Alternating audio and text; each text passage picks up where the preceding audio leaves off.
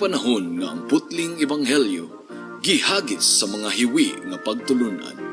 Kinahanglan mo barug ang mga tinunan ni Kristo sa pagpakigbisog sa paglaban sa pagtuo, nga magkausa ug alang sa tanang panahong gihatag sa Dios ngadto sa iyang katawan. Maoy hinungdan nga namugna kining tulumanon ang putling ebanghelyo. 30 minutos nga pagsabwag sa tinuod nga ebanghelyo. Kauban ni Pastor Jeremias Hangad, ang putling ebanghelyo. Tulumanon nga gihatod kaninyo sa Herald of Grace Radio Ministries Philippines. Ang putling ebanghelyo. Ang putling ebanghelyo.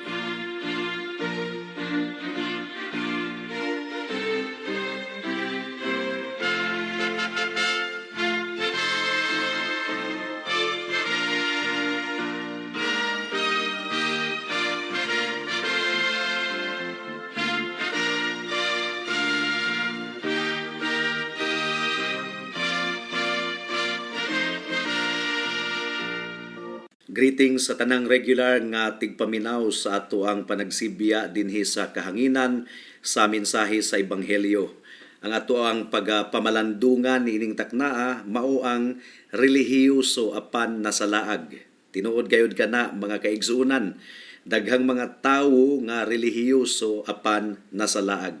Ug ang atong teksto makaplagan sa Marcos kapitulo 12 bersikulo 34 nga nagaingon: Nakamatikod si Jesus nga maalamon kaayo ang tubag sa maong magtutudlo sa balaod. Busa miingon siya kaniya, dili ka halayo sa gingharian sa Dios.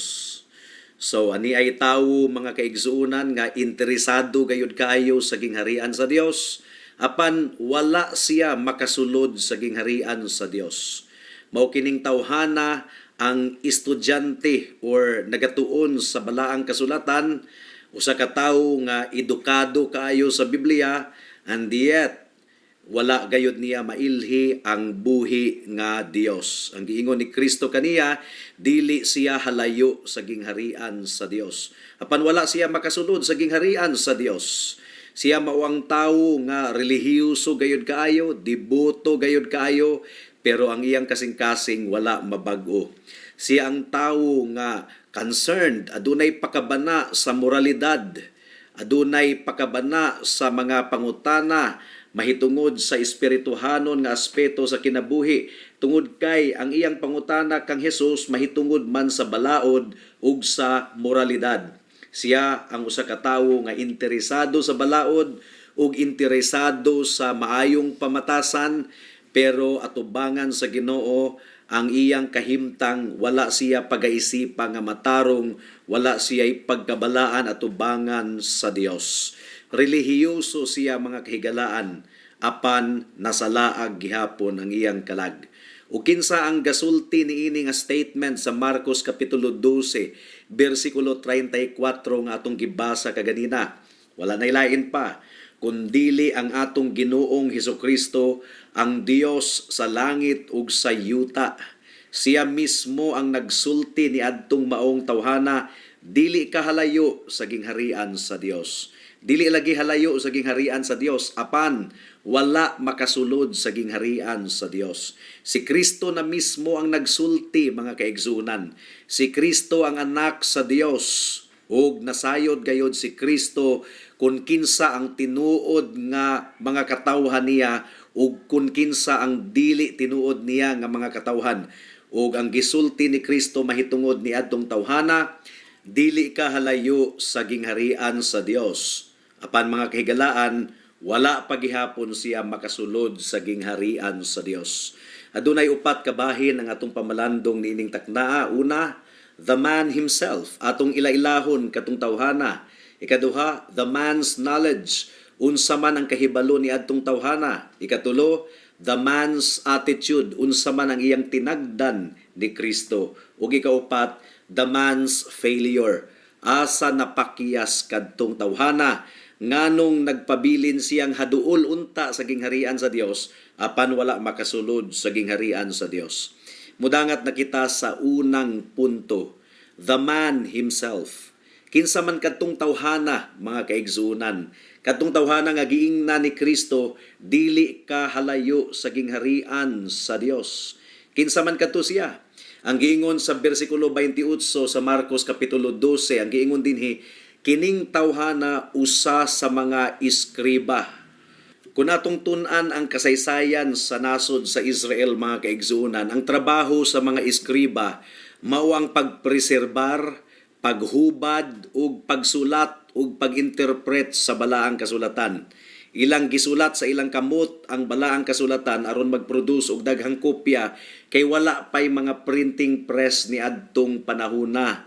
So kung makabaton sila og mga kopya sa Biblia, kinahanglan gayod nga isulat nila sa ilang kamot. Mao kadto ang trabaho sa mga iskriba. In other words, mga kaigsuonan, kadtong tawhana autoridad sa Biblia, sa daang tugon. That was exactly what he was. He was a scribe. But pasabot, memoryado na gani tingali halos ni adtong tawhana ang pulong sa Ginoo. Makakutlo siya sa balaang kasulatan gikan sa iyang panumduman. Gumikan kay kapila na tingali kahigayon nga nasulat niya ang tibuok Biblia. Pabalik-balik, mga kaigsuonan. Wala sila'y printing press, sumala sa gikasulti kuna. Ilang gisulat pinaagi sa ilang kamot ang balaang kasulatan. And yet, ang giingon ni Kristo ni adtong tawhana, wala ka makasulod sa gingharian sa Dios. Apan dili ka halayo niini. Well, tinuod gayod ang giingon sa Roma kapitulo 10 bersikulo 17, ang pagtuo nagikan sa pagpamati sa mensahe ug ang nabati nagikan sa pulong ni Kristo. So ang tinuod nga pagtuo nagikan sa kaalam ug kahibalo sa pulong sa Ginoo. Apan higala, pwede di ay nga mahimo kang estudyante sa balaang kasulatan nagtuon sa Biblia, pero wala gayoy tinuod nga pagtuo sama ni adtong maong iskriba. Ug tinuod gayud kana, mga kaigsuonan, ang giingon ni Kristo ngadto sa mga Pariseo sa John chapter 5 verse 39 hangtod sa 40. Ang giingon dinhi, nagtuon kamo sa kasulatan kay nagtuo man kamo nga diha ni ana makaangkon kamo sa kinabuhing dayon. Ang kasulatan mismo nagsaksi mahitungod kanako. Apan kamo dili buot muari kanako aron unta makabaton kamo kinabuhi. So posible di ay nga Bible student ang usa ka tawo pero dili tinuod nga magtotoo ug dili tinuod nga luwas. Mao kadtoy nahitabo sa mga Pariseo, mga Saduceo ug mga iskriba. Well, katong tawhana, mga kaigsuonan, nasayod siya sa iyang Biblia pero wala niya mailhi ang atong buhi nga Dios. Posible di ay nga usa ka tawo well-versed sa mga doktrina sa Biblia, well-versed sa mga tradisyon ug sa tanang mga dunay kalabutan sa ritual ug seremonyas sa relihiyon. Apan walay tinuod nga pagkaila sa atong buhi nga Dios. Kung masayran nimo ang pulong sa Ginoo, dili bot ipasabot ka na nga automatic nasayran nimo ang Ginoo mismo, ang atong Ginoong Hesukristo. So mao kadto ang tawo nga gisultihan ni Jesus, mga kaigsuonan, no? Estudyante siya sa balaang kasulatan, gumikan kay iskriba man siya, autoridad siya sa Biblia, nasayod siya sa mga doktrina, sa mga tradisyon ug uban pa nga mga butang, pero wala gayud niya mailhi sa tinuuray gayud ang atong Ginoong Hesukristo. Mao nga giingnan siya ni Kristo, dili ka halayo sa gingharian sa Dios. Apan nagpabilin siyang anaa sa gawas sa gingharian sa Dios. Mao kadto ang unang punto. Ikaduhang punto, the man's knowledge. Unsa man ang nasayran ni adtong tawhana? Unsa man ang kahibalo ni adtong tawhana? Unsa man ang sulod sa pangutana ni adtong tawhana sa atong Ginoong Hesukristo? Well, atong matikdan, mga kaigsuonan, human nga gipahilom ni Kristo ang mga Pariseo ug Saduceo sa ilang mga pangutana, na insulto gayud sila, nahilom sila ug mibiya sila kang Hesus. Pero katong tawhana nagpabilin nga nagbarog atubangan kang Hesus ug nangutana siya kang Hesus, Ginoo, unsa mang sugua ang labing mahinungdanon sa tanan? ug mitubag ang atong Ginoo, kinahanglan nga higugmaon mo ang Ginoo nga imong Dios sa tibuok mong kasing-kasing, sa tibuok mong kalag, sa tibuok mong salabutan ug sa tibuok mong kusog. Ang sunod mao kini, higugmaa ang imong isig katawo sama sa imong kaugalingon. So, human nga matubag ni Kristo ang iyang pangutana unsa man ang giingon ni atong tawhana. Ang iyang giingon mao kini, Ginoo, nalitok mo og insakto ang kamatuoran nga adunay usa lamang ka Dios ug wala nay lain pa. So kining tawhana mga kaigsuonan nga awtoridad sa Biblia, memoryado gani tingali niya ang Biblia. Siya ang tawo nga nagtuon sa kasulatan, iyang gihubad ang kasulatan ug iyang gisulat ang kasulatan ug iyang giinterpret ang balaang kasulatan. Apan ang giingon ni Kristo kaniya, dili kahalayo sa gingharian sa Dios. Apan wala lagi siya makasulod sa gingharian sa Dios. So kining tawhana nagtuo nga aduna lamay usa ka Dios. Dili mga Dios, dili mga Dios. Nagtuo siya sa Dios ni David, Dios ni Abraham, Dios ni Isaac ug ni Jacob, ang Dios nga nagbuhat sa tanang mga butang niining kalibutana. Ang iyang giingon ni Kristo, Ginoo, nalitok mo og insakto ang kamatuoran nga adunay usa lamang ka Dios ug wala nay lain pa. In other words, kining tawhana mga kahigalaan, evident gayud kaayo nga nagtuo siya sa Dios, and yet ang giingon ni Kristo kaniya dili kahalayo sa gingharian sa Dios. Mga kahigalaan, kung motuo ka sa Dios, dili ka na abot ipasabot nga luwas ka na. Gumikan kay ang giingon ni Santiago sa James chapter 2 verse 19. Nagtuo ka nga usaray Dios, maayo ka na. Apan ang mga demonyo nagtuo sab ni ana ug nagkurog sa kahadlok.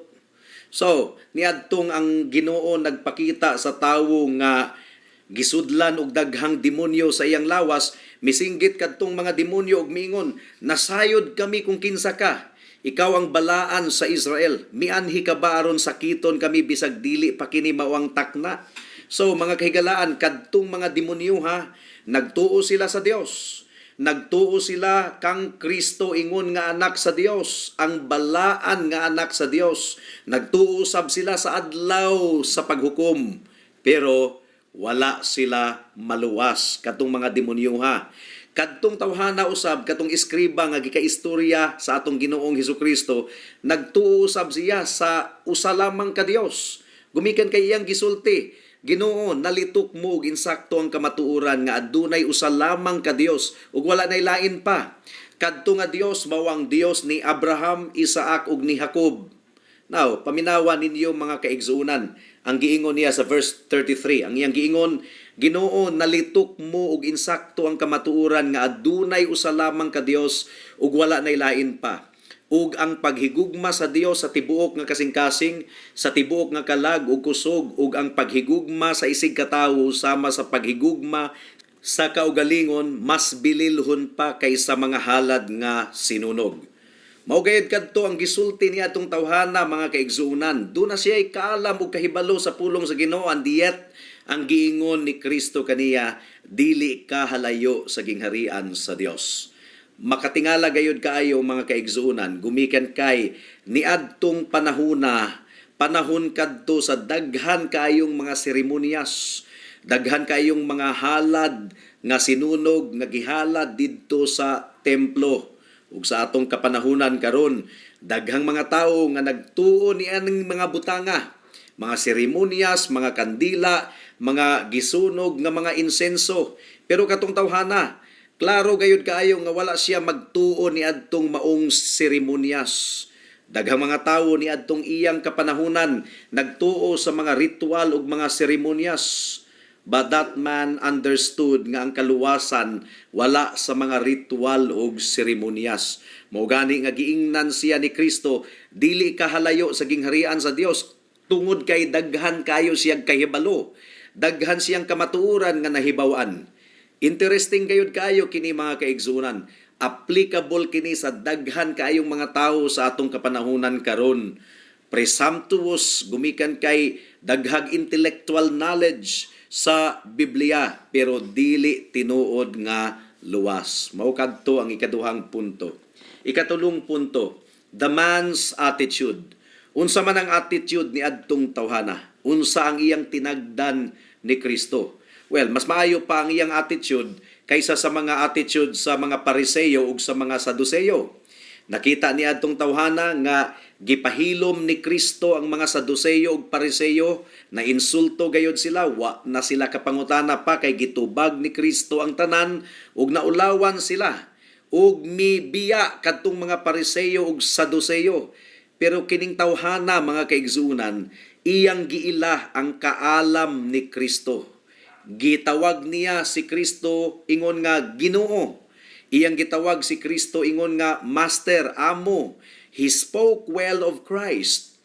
Ang iyang gilitok mahitungod kang Kristo, nga si Kristo kuno nagsulti sa kamatuoran. So here was a man speaking to Jesus Christ nga giisip nga kaaway sa mga Pariseo ug Saduceo.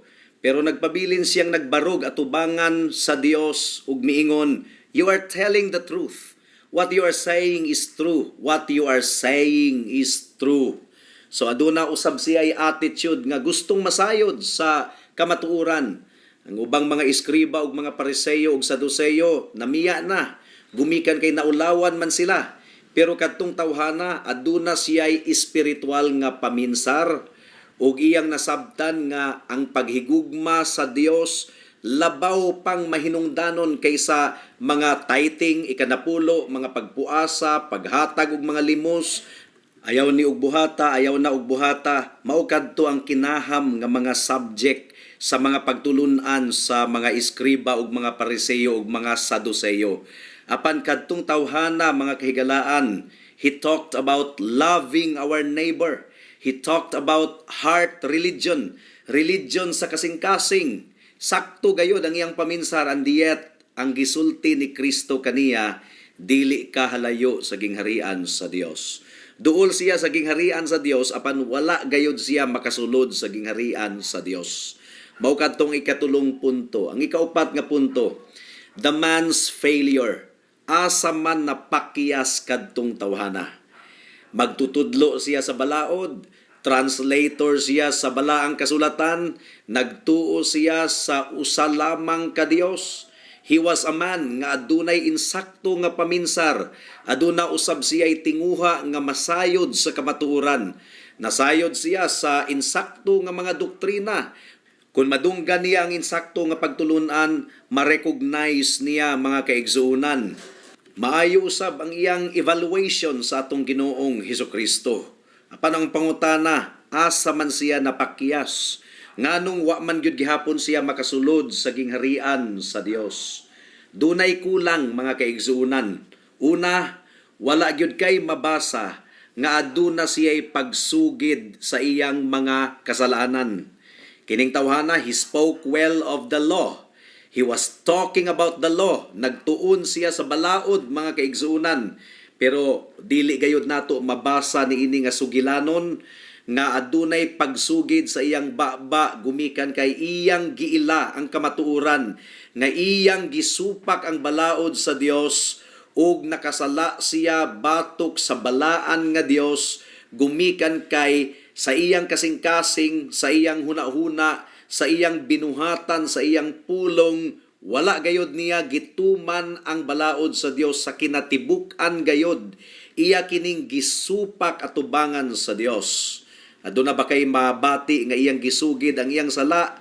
Wala. Bisan pag imong basahon ang tibuok Marcos kapitulo 12. Wa gyud kay makita nga iyang gisugid ang iyang sala, iyang giila ang iyang sala.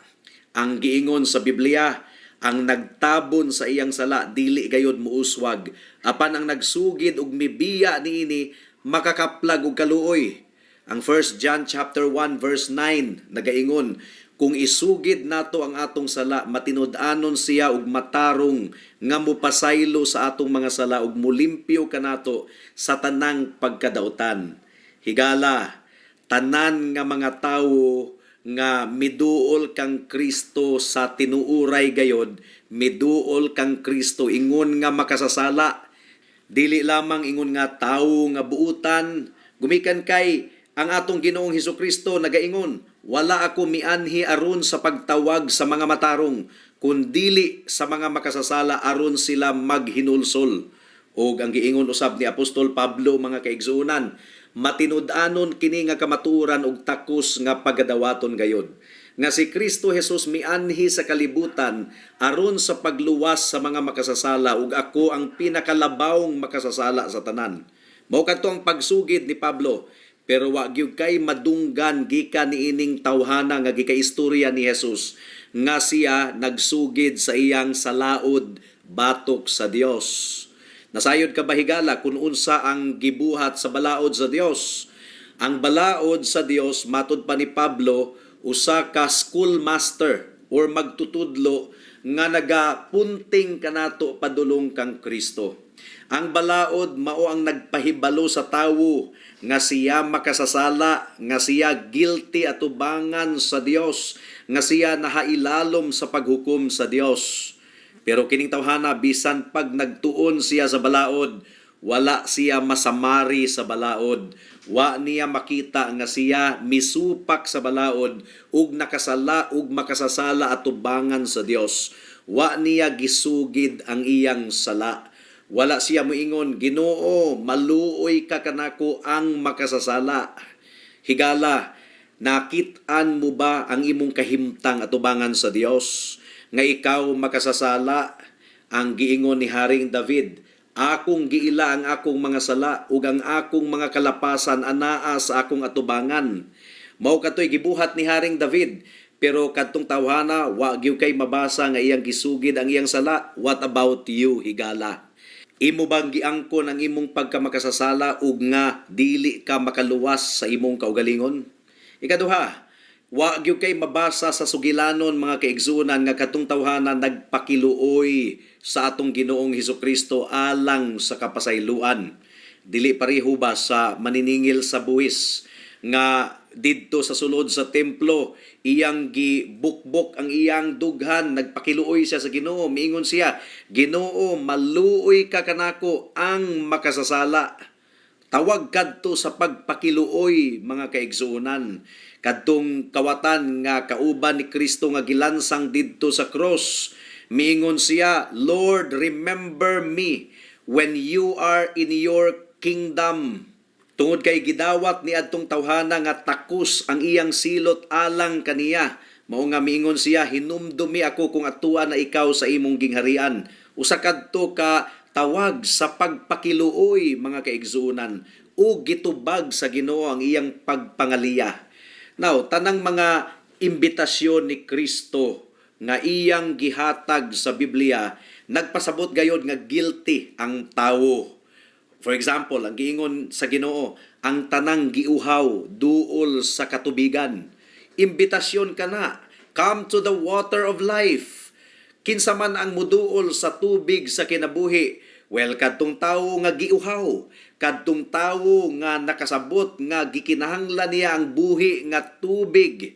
Ang giingon ni Kristo, duol kamo kanako, kamong tanan nga gikapuyan o gibugatan ug papahulayon ko kamo. So kinsa ang nanginahanglan og kapahulayan? Ang tawo nga nabugatan, gumikan sa iyang sala. So kining tanan nga mga imbitasyon sa Biblia, nagpakita gayod nga guilty ang mga tawo. For example, ang pagsugid ni Haring David sa iyang kasalanan sa Salmo Kapitulo 51, nagpakiluoy siya sa Ginoo, iyang gisugid ang iyang sala. Mao gyud kana ang requirement, mga kaigsunan, kung ang usa ka tawo maluwas. This is always the prerequisite, this is always the condition. Ug mo kini ang requirement sa Ginoo alang sa kaluwasan.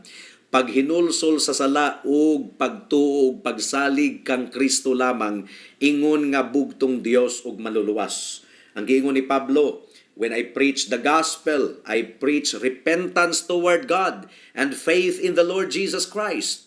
Apan sa tawo nga gikaistorya sa atong Ginoong Hesukristo, wa gyud kain tawo'y makita nga paghinulsol nga naka-record.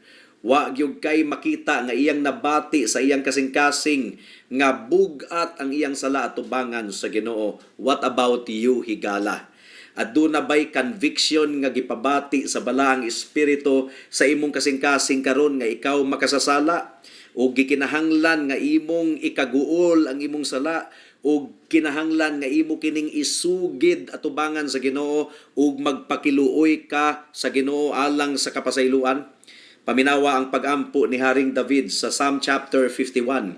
O Dios, kaluy iintawon ako tungod sa gugma mo nga walay paglubad. Papasa ang akong mga sala tungod sa dako mong kaluoy. Well, nabati nimo kana higala.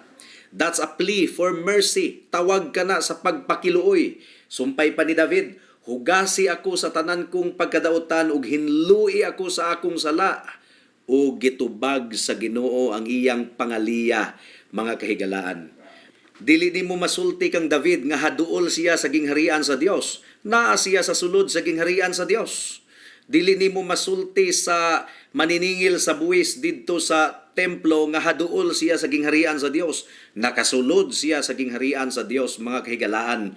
Dili usab nimo masulti mahitungod sa kriminal nga gilansang kauban ni Kristo didto sa cross nga haduol siya sa gingharian sa Dios. Nakasulod siya sa gingharian sa Dios. Gumikan kay ang giingon ni Kristo kaniya, karon mismo dadon ko ikaw sa akong paraiso. Kadtong iskriba nga iyang gikasulti ni adtong higayuna, wala gayoy pagtawag alang sa kaluoy sa Dios. Walay pagsugid sa iyang sala, walay pag-ila sa iyang pagkamakasasala, ug wala siya midangup kang Kristo alang sa kaluwasan. Unsa pa? Walay pagsugid usab kung kinsa si Kristo sa iyang kinabuhi, Dios ug manluluwas. Tinuod iyang gidayig si Kristo, iyang gidayig ingon nga master, magtutudlo. He talks about Jesus Christ being a wise teacher. Iyang giila nga si Kristo usa ka maayong tawo. He acknowledges Jesus Christ as a man of authority, pero dili isip manunubos og Dios ug manluluwas sa iyang kinabuhi. Wala man giingon sa Biblia nga kung isugid nimo nga si Kristo buotang tawo, maayong tawo, propeta, muayo og mga balatian, maluwas kamo. No, ang giingon ni Pablo sa Romans chapter 10 verse 9 and 10, if you confess with your mouth Jesus is Lord and believe in your heart God raised him from the dead, nga siya gilansang, gilubong ug nabanhaw gikan sa mga patay, pinaagi sa gahom sa Dios, ikaw maluwas. Jesus Christ was crucified isip kapuli sa mga makasasala. Gibanhaw siya isip tigtulid sa tanang mga makasasala nga nagsalig kaniya ug milingkod siya sa trono sa Dios isip tigpataliwala sa tawo ug sa Dios, mga kahigalaan. Nagtuo ka ba kang Kristo ingon nga imong Ginoo ug manluluwas? Do you know Jesus Christ as your Lord and Savior? Gipangutana ni Kristo sa iyang mga tinun-an, unsa may ikasulti sa mga tawo kanako, kinsa man ako? Miingon ang iyang mga disciples, ila kang gidayig. Ang uban nag-ingon nga ikaw si Elias. Si Elias, respetado kayo nga propeta sa Israel. Ang uban miingon nga ikaw si John the Baptist. Pero nangutana si Jesus sa iyang mga tinun-an, kamo, unsa may inyong ikasulti alang kanako, kinsa man ako? And then Peter said, you are the Christ, the Son of the living God, the Lord and Savior.